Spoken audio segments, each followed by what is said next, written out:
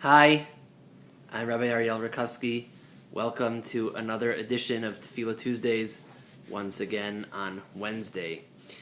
There is a pasuk that we say, actually two psukim, which form the shortest chapter in all of Tehillim. We say it every Rosh Chodesh, every time we say Hallel, in which we exhort the nations of the world to give praise to God. Hallelujah Hashem kol goyim, let all of the nations of the world give praise to God. Shabechuhu, let all of the other nations of the world exalt God. Shabechuhu kol haomim, ki gavar aleinu chasdo, because God's kindness has overwhelmed us. Ve'emes Hashem le'olam haleluka, and God's truth endures forever. And the question is why the other nations of the world should be compelled to give praise and thanks to God for His kindness that He did to us. What God did to us has nothing to do with other nations of the world. If anything, it might be at the expense of some of the other nations of the world. Why is it that we have to praise God that other nations have to praise God for that?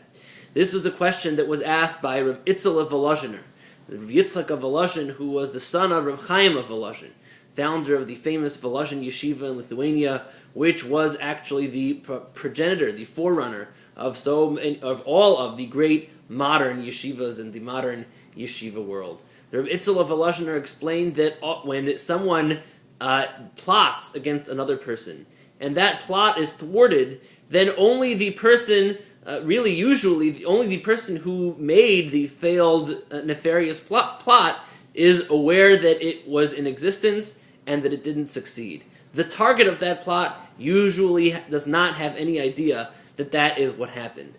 And so too, this is what it means when we tell the other nations of the world, Shabechuhu kol haumim, ki gavar aleinu chasdo. The only people that will truly be able to appreciate God's intervention on our behalf, on behalf of the Jewish people, are those who tried so mightily to plot against them.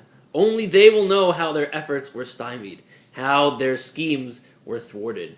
Every year at the Haggadah, when we recite the Haggadah, we say the verses, the phrase that has become so popular through a song lately.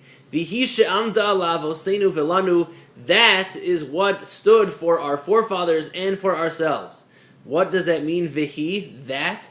Shelo echad bilvad amad aleinu l'chalosenu, that not one aggressor alone ever tried to destroy us, but rather shebechol dor vador, in every single generation, there are those who wish to annihilate us, there are those who wish to destroy our identity, there are those who wish to undermine our national interests, V'akadosh Baruch Hu matzilenu miadam, and that God saves us from them. Ultimately, our prayer is that we live in a world in which even our enemies recognize God's role in the narrative and the divine providence that has made the Jewish people so indomitable and endure so long and so triumphantly. Those who have sought to harm us the most are the ones who are able to testify to that the most. Shebechol dor vador umdim aleinu l'chalosenu, v'akadosh baruch hu matzilenu miadam, and God will save us from them.